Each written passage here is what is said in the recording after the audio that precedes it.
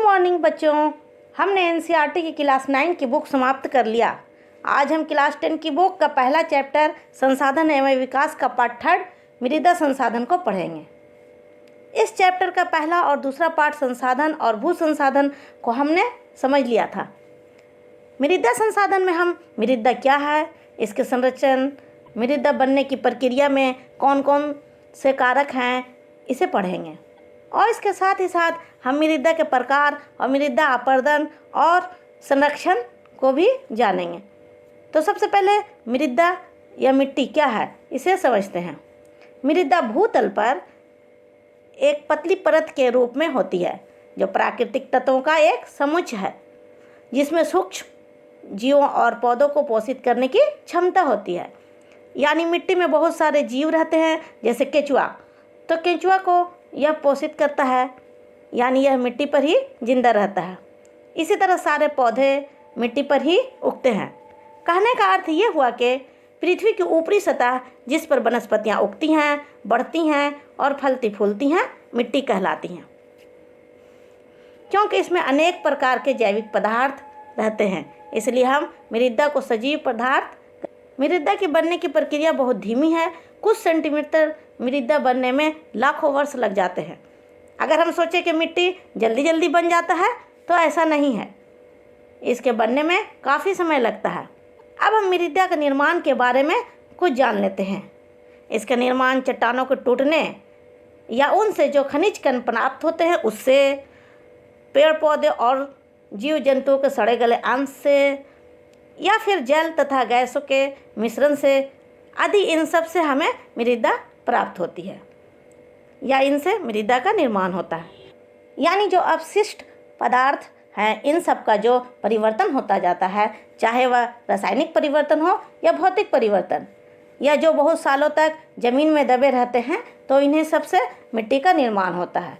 इससे केवल मिट्टी का ही निर्माण नहीं होता है, बल्कि मिट्टी के साथ ही साथ खनिज तत्व जैसे कोयला और पेट्रोलियम आदि का भी निर्माण होता है। हम लोग पिछले वीडियो में कोयला निर्माण के बारे में पढ़े थे। इनका निर्माण भी अपशिष्ट पदार्थों से और बहुत सालों में होता है, जब इनमें भौतिक या रासायनिक परिवर्तन होता है। अब हम इस इमेज के द्वारा मृदा का संरचना यानी मृदा कैसा है, इसको समझने की कोशिश करते हैं। इस इमेज को देखिए, इसमें मृदा की परतें हैं। अगर हम मृदा को कहीं पर से काट लें और देखें, तो इसमें कई परतें या संस्तर दिखाई देती हैं। इसी तरह का, तो आइए इन परतों के बारे में कुछ जानते हैं। इसमें ये वाला भाग मृदा का ऊपरी परत है। इसके कण बहुत बारीक होते हैं। पौधे और जीवों के सड़े गले अवशेष इसी परत में रहते हैं और सूक्ष्म जैविक पदार्थ इसी परत में पाए जाते हैं। इसमें पेड़ पौधे की जड़ें भी रहती हैं। अब ये इसके नीचे दूसरी परत, जिसे उप परत कहते हैं, ये देखिए। इसके कणों में बालू, गाद जिसे सिल्ट भी हम लोग कहते हैं, और मृत्तिका जिसे केले कहा जाता है, ये सभी इसी परत में पाए जाते हैं। तीसरी परत है आधा स्तरीय परत। ये देखिए, इन दोनों के मुकाबले में इसके कण बड़े होते हैं। और चौथा संस्तर है अपक्षय रहित चट्टानें। जो सबसे पहली चट्टानें होती हैं वह यही हैं। यहीं से मिट्टी का निर्माण की प्रक्रिया शुरू होती है। यहीं से लेयर भी बनना शुरू हो जाते हैं। इसमें चट्टानों के बड़े बड़े टुकड़े रहते हैं। इस तरह हम जैसे जैसे ऊपर से नीचे की ओर आते हैं, तो कणों का आकार बड़ा होता जाता है। यानी ये देखिए, ऊपर में बारीक कण रहते हैं, इसके बाद थोड़ा बड़ा कण, और इस लेयर में इन दोनों के बड़े कण, और इस परत में तो बड़े बड़े चट्टान होते हैं। अब हम मृदा बनने की प्रक्रिया में कौन कौन से मुख्य कारक हैं, इसे जानेंगे। मृदा बनने की प्रक्रिया में पहला कारक है उच्चावच और स्थलाकृति। यानी वहाँ पर का क्षेत्र कितना ऊंचा है, ढाल कैसा है, पहाड़ी क्षेत्र है या मैदानी क्षेत्र है या गहराई वाला क्षेत्र है, जहाँ पर मिट्टी का निर्माण होना है। इस प्रक्रिया में अपवाह और उसके द्वारा अपरदन या कटाव का जो दर होता है, वह मृदा निर्माण की प्रक्रिया को प्रभावित करता है। अपवाह यानी नदी, नाले आदि। आप लोग क्लास 9 में अपवाह के बारे में अच्छे से पढ़ा होगा। मान लीजिए कहीं पर तीव्र या तीखा ढाल है और वहाँ पर मिट्टी का निर्माण होना है। जब वहाँ पर वर्षा होती है तो पानी चट्टानों के छोटे छोटे टुकड़ों को बहाकर ले जाती है। इसलिए ऐसे ढाल वाले स्थान पर मिट्टी की बहुत ही पतली परत बनती है, क्योंकि यहाँ पर इसे रुकने का समय बहुत कम मिलता है और ये पानी अपने साथ चट्टानों के छोटे छोटे टुकड़ों को बहाकर लेके चली जाती है। लेकिन समतल या कम ढाल वाली भूमि पर चट्टानों के कण धीरे धीरे बहते हैं, जिससे वहाँ पर मिट्टी की मोटी परत जम जाती है और मिट्टी गहरी भी होती है। अब दूसरा कारक है जनक शैल या संस्तर शैल। इसे मूल शैल भी कह सकते हैं। मिट्टी बनने में चट्टानें सबसे महत्वपूर्ण भूमिका निभाती हैं। ये चट्टानें वहीं पर की हैं और टूट गई हैं या किसी दूसरे स्थान से आई हैं। जब इन चट्टानों पर अपक्षय और अपर्दन की क्रिया होना शुरू होता है, अपक्षय यानी चट्टानों का अपने स्थान पर टूटना और अपर्दन कटाव, और फिर बहते जल के द्वारा या पवन या हिम नदी द्वारा एक स्थान से दूसरे स्थान तक चट्टानों के कण पहुंच जाते हैं। अगर अपक्षय हुआ और समतल जमीन है तो चट्टानों के कण वहीं पर जम कर मिट्टी का निर्माण शुरू कर देते हैं और चट्टानों के दूसरे स्थान पर बहकर चले गए तो वहाँ पर जाकर जमा हो जाते हैं और मिट्टी का निर्माण शुरू कर देते हैं। चट्टानों में जिस प्रकार के खनिज पाए जाते हैं, मिट्टी में भी उसी प्रकार के कण और गुण पाए जाते हैं। जैसे कि मान लीजिए जहाँ पर मिट्टी का निर्माण हो रहा है वहाँ पर की चट्टानों में लोहे की मात्रा अधिक है, तो मृदा में भी लोहा की मात्रा अधिक होगा। और अगर सिलिका की मात्रा अधिक है तो मृदा के कणों में भी सिलिका की मात्रा अधिक होगी। तीसरा कारक है जलवायु। मृदा निर्माण के कारक में जलवायु बहुत ही महत्वपूर्ण कारक है। अगर हम किसी स्थान की जलवायु की बात करते हैं तो वहाँ के तापमान और वर्षा की बात करते हैं। मृदा के निर्माण के विकास में जलवायु तत्व, तापमान और वर्षा का महत्वपूर्ण योगदान रहता है।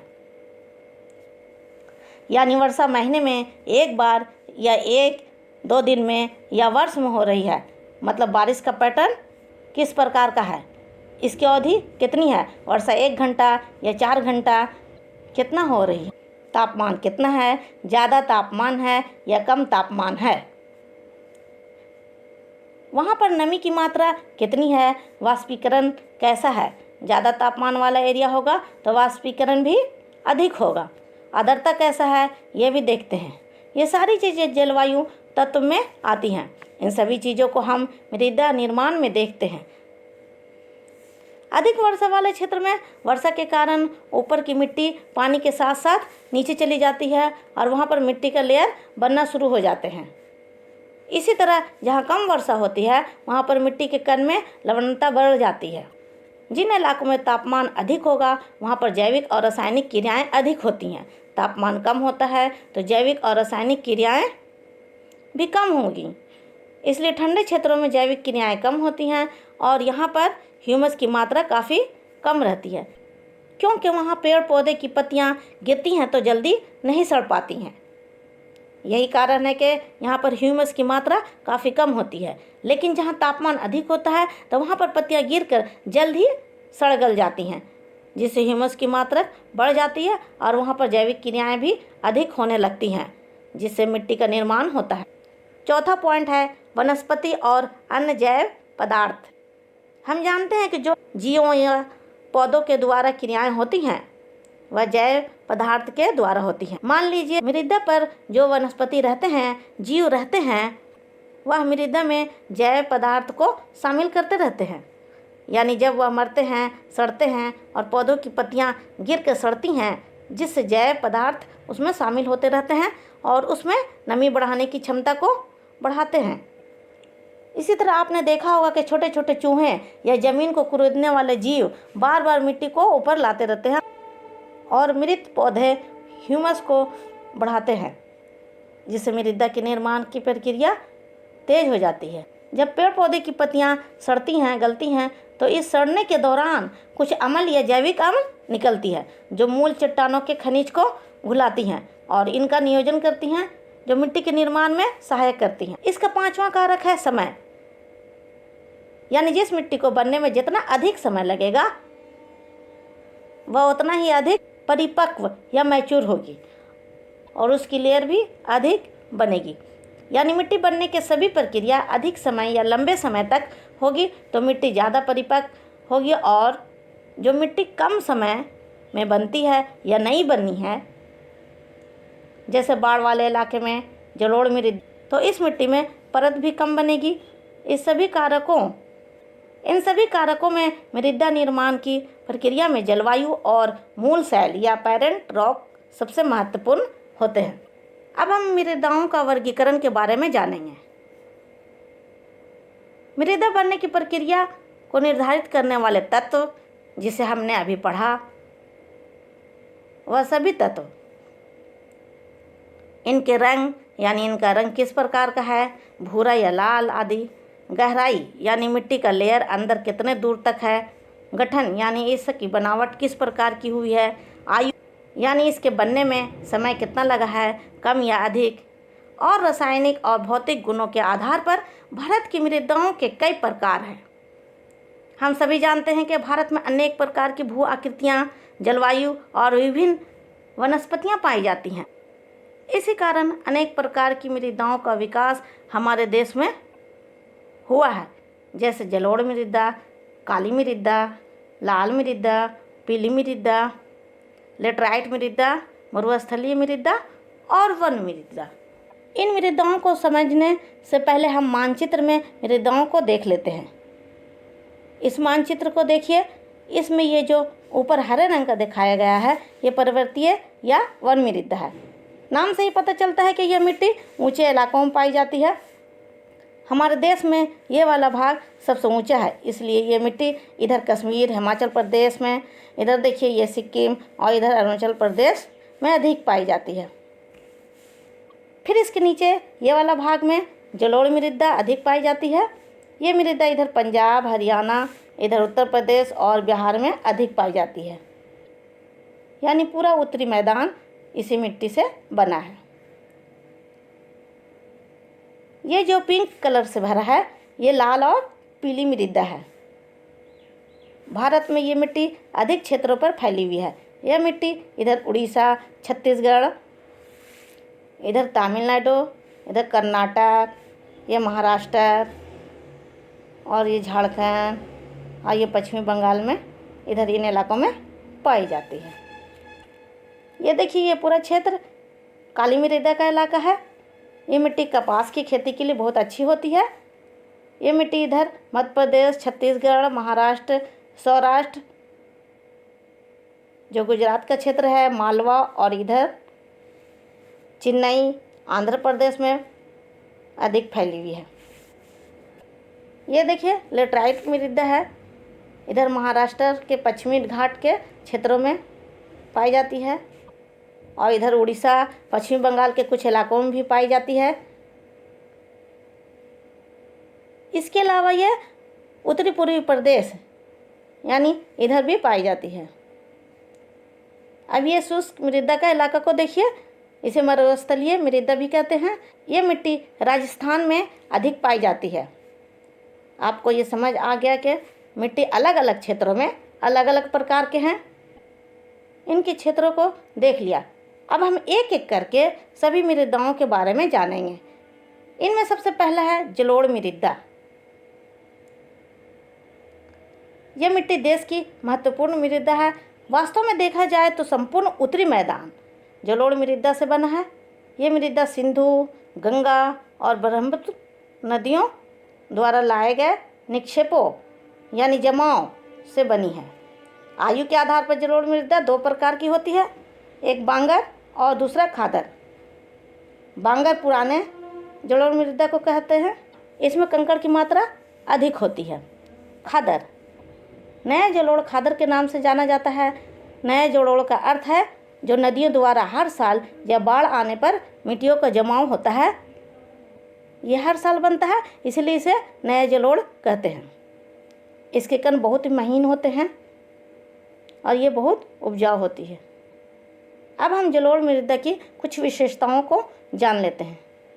जलोढ़ मृदा बहुत उपजाऊ होती है। इस मृदा में रेत, सिल्ट और मृत्तिका के विभिन्न अनुपात पाए जाते हैं। इस मिट्टी में पोटास, फास्फोरस और चूना पाई जाती है, जो इनको गन्ने, चावल, गेहूँ और दलहन फसलों की खेती के लिए उपयुक्त बनाती है। उपजाऊपन के कारण इस मृदा में गहन कृषि की जाती है, जिससे इस मिट्टी वाले क्षेत्रों की जनसंख्या घनत्व अधिक रहता है। अब काली मृदा के बारे में कुछ जान लेते हैं। इस मृदा का रंग काला होता है। यह मिट्टी कपास की खेती के लिए बहुत अच्छी होती है, इसलिए इसे काली कपास मृदा के नाम से भी जाना जाता है। इसे रेगल मृदा भी कहा जाता है। यह मिट्टी महाराष्ट्र, सौराष्ट्र, मालवा, मध्य प्रदेश और छत्तीसगढ़ के पठार पर पाई जाती है। इस मिट्टी की मुख्य विशेषताएं ये हैं। यह मृदा बहुत महीन कणों से बनी होती है। इसमें नमी धारण करने की क्षमता बहुत होती है। इस मिट्टी में कैल्शियम कार्बोनेट, मैग्नीशियम, पोटास और चूने जैसे तत्व पाए जाते हैं। गर्म और शुष्क मौसम में इन मृदाओं में गहरी दरारें पड़ जाती हैं। अब हम लाल और पीली मृदा के बारे में जानेंगे। ये मृदा रवेदार आग्नेय चट्टानों पर, जहां वर्षा कम होती है, ऐसे इलाकों में अधिक विकसित हुई है। लाल मृदा दक्कन पठार के पूर्वी और दक्षिणी हिस्सों में पाई जाती है। दक्कन पठार यानी भारत का जो निचला भाग है, जो वी आकार का है, उसी को हम दक्कन पठार कहते हैं। इसी पठार के पूर्व और दक्षिण भाग में ये मृदा पाई जाती है, जैसे उड़ीसा, छत्तीसगढ़, तमिलनाडु, कर्नाटक, महाराष्ट्र, झारखंड, पश्चिमी बंगाल और राजस्थान के कुछ क्षेत्रों में पाई जाती है। इसकी विशेषताएं को जान लेते हैं। आग्नेय चट्टानों में लौह धातु की मात्रा बहुत अधिक होती है, जिससे इस मिट्टी का रंग लाल होता है। यानी ये आग्नेय चट्टानें जो होती हैं, इसमें लौह धातु के प्रसार अधिक होता है। जब वे जमती हैं और उसके बाद टूटती हैं, तब लाल मृदा बनती है और इसका रंग लाल होता है। और जब इसमें पानी मिला दिया जाता है तो इसका रंग पीला हो जाता है। यानी ये पीला रंग जल योजन के कारण होता है। अब एक मृदा है लेटराइट। इसके बारे में जानते हैं। लेटराइट मृदा का निर्माण उष्णकटिबंधीय तथा उपोष्णकटिबंधीय जलवायु क्षेत्रों में होती है। यानी ये ज़्यादातर गर्म क्षेत्रों में होती है। जब अधिक वर्षा होती है तो लीचिंग या निक्षालन के कारण इस मिट्टी का निर्माण होता है। निक्षालन यानी वर्षा के साथ साथ मिट्टी के कण भी जमीन के अंदर चले जाते हैं। इसे ही निक्षालन की क्रिया कहा जाता है। लेटराइट शब्द ग्रीक भाषा का एक शब्द है, लेटर। यह उसी शब्द से लिया गया है, जिसका अर्थ होता है ईंट। यह मिट्टी ज़्यादातर दक्षिणी राज्यों, महाराष्ट्र के पश्चिमी घाट के इलाकों, उड़ीसा, पश्चिम बंगाल के कुछ भागों और उत्तर पूर्वी प्रदेश में पाई जाती है। उत्तर पूर्वी प्रदेश यानी जिधर आसाम, मेघालय की तरह। अब इस मिट्टी की विशेषताओं को जानते हैं। ये मिट्टी गहरी और अम्लीय होती है। इसमें पौधों के पोषक तत्व की कमी होती है। अगर किसी क्षेत्र में यह मिट्टी पाई जाती है और इस मिट्टी में ह्यूमस की मात्रा अधिक होती है, तो उन क्षेत्रों में पर्णपाती और सदाबहार वन पाए जाते हैं। लेकिन जिन क्षेत्रों में ह्यूमस की मात्रा कम होती है, वहाँ पर विरल वनस्पति पाई जाती है। कर्नाटक और केरल में इन मृदाओं पर चाय और कॉफ़ी उगाई जाती है। काजू की फसल के लिए भी यह मिट्टी अच्छी होती है। जैसे आंध्र प्रदेश, तमिलनाडु और केरल में लाल लेटराइट मिट्टी में काजू की फसल उगाई जाती है। अब हम मरुस्थलीय मिट्टी के बारे में जानेंगे। इस मिट्टी का रंग लाल और भूरा होता है। ये मिट्टी आमतौर पर रेतीली और लवणीय होती है। लवणीय यानी इसमें नमक की मात्रा अधिक होती है। इन मृदाओं में ह्यूमस और नमी की मात्रा कम होती है। इस मिट्टी में कैल्शियम और चूने के कंकड़ की सतह नीचे की परतों में पाई जाती है। इस मिट्टी पर हम सही तरीके से अगर सिंचाई करें तो इसे कृषि योग्य बनाया जा सकता है। ये मिट्टी राजस्थान में अधिक पाई जाती है। अब हम वन मृदा के बारे में जानेंगे। ये मिट्टी आमतौर पर पहाड़ी और पर्वतीय क्षेत्रों में पाई जाती है, जहाँ वर्षा अधिक होती है। अगर ये नदी घाटियों में पाई जाती है तो यह मिट्टी दोमट और सिल्टदार होती है, यानी इसके कण बारीक होते हैं। लेकिन इस मिट्टी का गठन अगर ऊपरी ढलानों पर होता है तो इसके कण मोटे होंगे। ये मिट्टी कहीं कहीं उपजाऊ भी होती है, जैसे नदी घाटियों के निचले हिस्सों में, जड़ोल पंखों पर और नदी सोपानों में। सोपान के बारे में तो आप जानते ही हैं, सीढ़ी नुमा खेती को सोपान कहते हैं। यह मिट्टी कश्मीर, हिमाचल प्रदेश, सिक्किम और अरुणाचल प्रदेश में अधिक पाए जाते हैं। अब हम मृदा अपरदन के बारे में कुछ जान लेते हैं। मृदा के कटाव और उसके बहाव की प्रक्रिया को मृदा अपरदन कहा जाता है। चाहे यह बहाव किसी के द्वारा भी हो सकता है, जैसे नदियों, पवन या हिमानी द्वारा। इनमें सबसे अधिक अपरदन पानी द्वारा होता है, लेकिन ऐसा नहीं है कि केवल पानी से ही अपरदन होता है। हवा से, ग्लेशियर से भी मृदा अपरदन होता है। अब हम मृदा अपरदन के प्रकार या मिट्टी के कटाव के प्रकार को जानेंगे। इसमें सबसे पहला है अवनालिका अपरदन या क्षरण, यानी नालीदार क्षरण। अगर बहुत तेज़ वर्षा हो रही है तो हम देखते हैं कि वर्षा का पानी मिट्टी को काटते हुए गहरी नाली की तरह एक जगह से आगे बहता रहता है। तो यह केवल वर्षा के पानी को बहाकर नहीं ले जाता है, बल्कि इसके साथ साथ इसके नीचे की मिट्टी भी बहकर चली जाती है। और जब बारिश रुकती है तो हम देखते हैं कि पानी जो नाली की तरह बह रहा था उसके नीचे की मिट्टी है ही नहीं, वह तो वर्षा के पानी के साथ साथ बह गया है और मृदा का क्षरण हो गया। इस तरह के नालीदार क्षरण को ही अवनालिका क्षरण कहते हैं। दूसरा है चादर अपरदन। वर्षा के जल या नदी के द्वारा मिट्टी के ऊपरी परत को बहा देना चादर अपरदन कहलाता है। यानी जब पानी बहुत बड़े क्षेत्र में ढाल के साथ नीचे की ओर बहता है तो ऐसी हालत में इस इलाके की ऊपरी मिट्टी धुलकर जल के साथ बह जाती है। इसे ही चादर अपरदन कहा जाता है। तीसरा है परतदार अपरदन या क्षरण। यह अपरदन आमतौर पर बाढ़ से प्रभावित क्षेत्रों या नदी घाटियों में होता है। जब जल एक परत के रूप में बहता है तो मिट्टी की पतली परत को अपने साथ साथ बहाकर ले जाती है। इसे ही परतदार अपरदन कहते हैं। इस तरह के अपरदन में लंबे समय के लिए मृदा की परत हट जाती है, जिससे मृदा अनुपजाऊ हो जाती है। चौथा क्षरण है पवन अपरदन। पवन द्वारा मैदान या ढालू क्षेत्रों में मृदा को उड़ा कर ले जाने की प्रक्रिया को पवन अपरदन कहा जाता है। इस तरह का अपरदन अधिकतर मरुस्थलीय इलाकों में देखने को मिलता है। यानी मरुस्थलीय इलाकों में पवन मिट्टी के महीन कणों और बालू को आसपास के खेती वाले ज़मीन में बिछाते रहते हैं, जिससे इन भूमि का उपजाऊपन नष्ट होता रहता है। इस प्रकार के अपरदन को पवन अपरदन कहते हैं।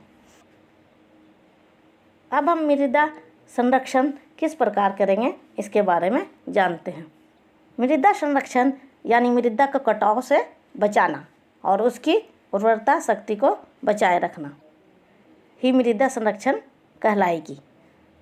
क्योंकि संरक्षण का मतलब होता है किसी चीज़ को बचाना, यानी हम मृदा को बर्बाद होने से बचाते हैं और उसके लिए विभिन्न उपाय करते हैं। इसे ही मृदा संरक्षण कहेंगे। जैसे हम कृषि कहाँ पर करते हैं?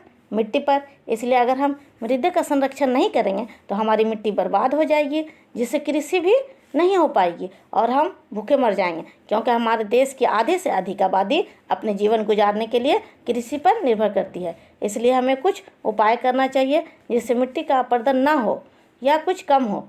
आइए कुछ उपाय के बारे में जानते हैं। इसमें सबसे पहला है समोच्च जोताई।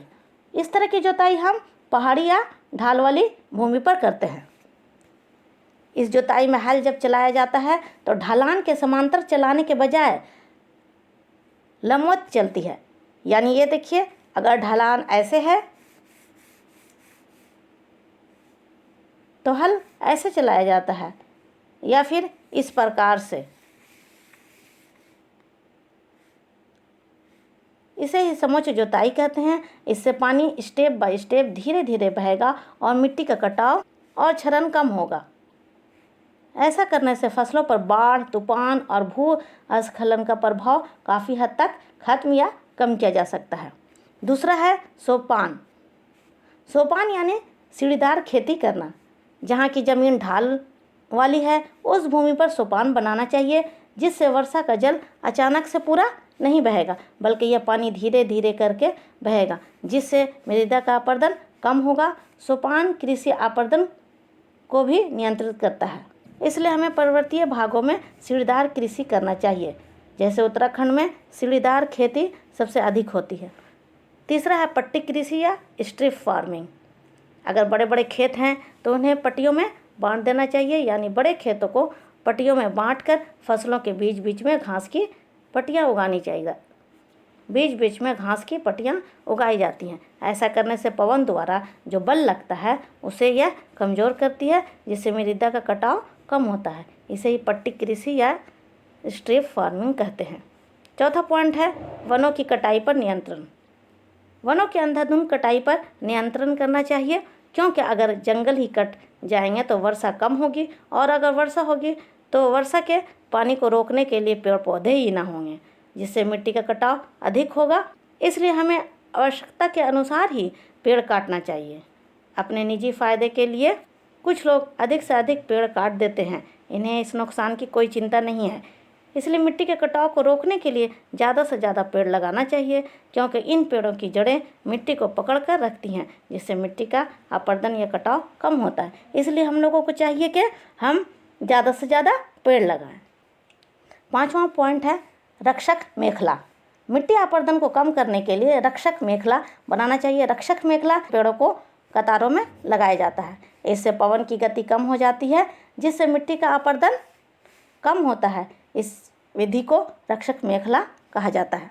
इसे अंग्रेजी में शेल्टर बेल्ट कहा जाता है। पश्चिम भारत के मरुस्थलीय भूमि रक्षक मेखला बनाया जाता है, जो मृदा अपरदन को रोकने में महत्वपूर्ण योगदान देती है। छठा पॉइंट है अति पशुचारण पर रोक। पशुओं को चराने के लिए अलग से चरागाह बनाना चाहिए, ताकि पशु हर जगह पर न चरे, और पशुओं द्वारा सारे घास को नहीं चरवा देना चाहिए। अगर घास जमीन से ख़त्म हो जाएंगे तो मिट्टी का कटाव अधिक होगा, क्योंकि ये घास मिट्टी को जमा कर रखती हैं।